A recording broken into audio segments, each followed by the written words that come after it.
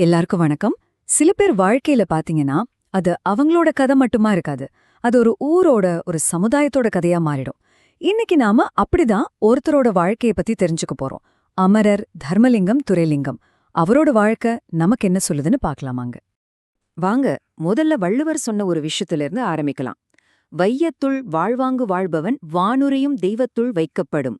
சிம்பிளா சொன்னா, இந்த உலகத்துல சரியா நேர்மையா வாழ்ற ஒருத்தர் தெய்வத்துக்கு சமமா மதிக்கப்படுவாருன்னு அர்த்தம். நாம திரு துரைலிங்கம் அவங்களோட வாழ்க்கைய பார்க்கும்போது இந்த குரல் எவ்ளோ கரெக்டா அவருக்கு பொருந்ததுன்னு உங்களுக்கே புரியும் பாருங்க.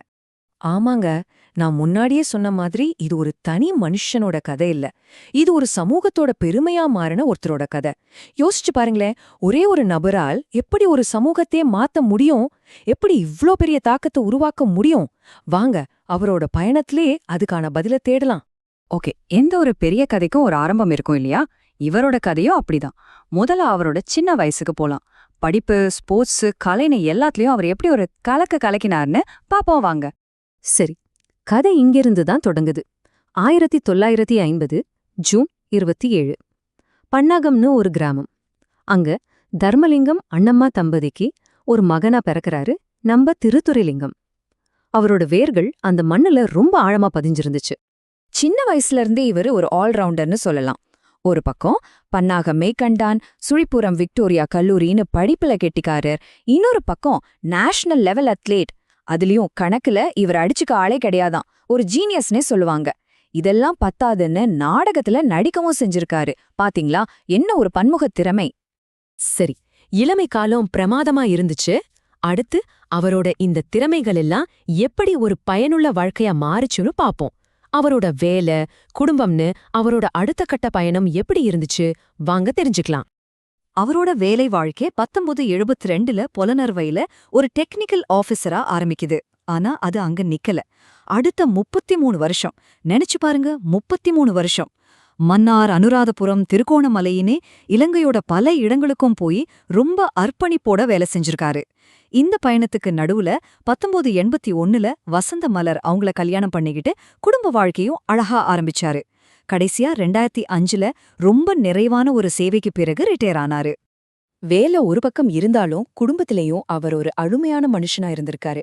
அருளிங்கம், தாரணி, தயாலிங்கம், சுகந்தலிங்கம்னு 3 பிள்ளைகள். அவங்கள வளர்த்து ஆளாக்குறதுல அவ்வளவு சந்தோஷம் கண்ட ஒரு பாசமான அப்பாவா இருந்திருக்காரு. ஒரு மனுஷனோட உண்மையான வெற்றி எதுல இருக்கு தெரியுமா? அவங்க சமூகத்துக்கு என்ன செஞ்சாங்கன்றதுல தான். திரு துரைலிங்கம் அவங்களோட வாழ்க்கையில ரொம்ப முக்கியமான ஒரு பகுதி இதுதான். அவர் எப்படி தன்னோட சமூகத்துக்கு ஒரு தூண் மாதிரி இருந்தாரு, வாங்க பாக்கலாம். ஊர்ல எல்லாருமே அவரை அன்பா தம்பின்னு தான் கூப்பிடுவாங்களாம். அந்த ஒரு பேர்லே தெரியுதில்ல அவர் எவ்வளவு எளிமையான, எல்லோருக்கும் பிடிச்சமான ஒரு ஆளா இருந்திருக்காருன்னு. குடும்பத்துக்குள்ளேயோ ஊருக்குள்ளேயோ ஏதாவது ஒரு சின்ன சண்டை வந்தா கூட அதை பேசி தீர்த்து வைக்க முதல் ஆளா நிக்கிறது இவர்தானா.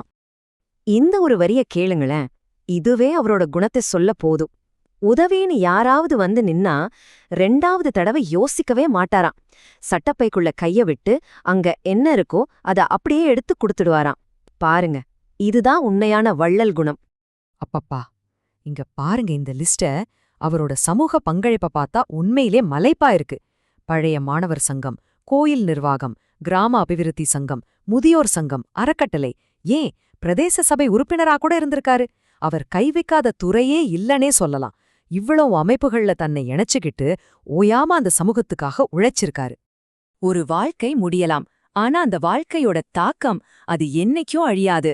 திரு துரைலிங்கம் அவர்கள் நமக்கு விட்டுட்டு போன அந்த அழியாத மரபு பத்தி தான் இப்ப நம்ம பார்க்க போறோம்.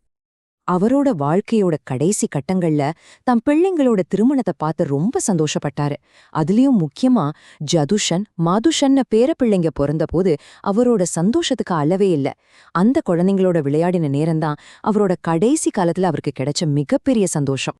ஒரு மனுஷன் இந்த உலகத்தை விட்டு போகலாம், ஆனா அவங்க செஞ்ச நல்ல விஷயங்கள் என்னைக்கும் போகாது. திரு துரைலிங்கம் இன்னைக்கு நம்ம கூட இல்லாம இருக்கலாம், ஆனா அவர் செஞ்ச சேவையும் அவர் காட்டின அன்பும் அது அவர் வாழ்ந்த கிராமத்தோட ஒவ்வொரு பகுதியிலையும் அவரை நேசிச்சவங்களோட இதயத்திலையும் எப்பவுமே உயிரோடு இருக்கும்.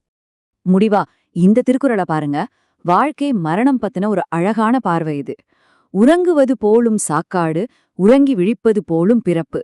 அதாவது சாவுங்கிறது ஒரு தூக்கம் மாதிரி, பிறப்புங்கிறது தூங்கி எந்திரிக்கிற மாதிரி. இந்த வாழ்க்கை சுழற்சியை ஏத்துக்க இது ஒரு ஆறுதலான சிந்தனை இல்லையா? கடைசியா திருமந்திரத்திலிருந்து இந்த வரிகளோட முடிச்சுக்கலாம். இது வாழ்க்கை, நினைவு, சடங்குகள் பத்தி நம்மள ரொம்ப ஆழமா யோசிக்க வைக்குது.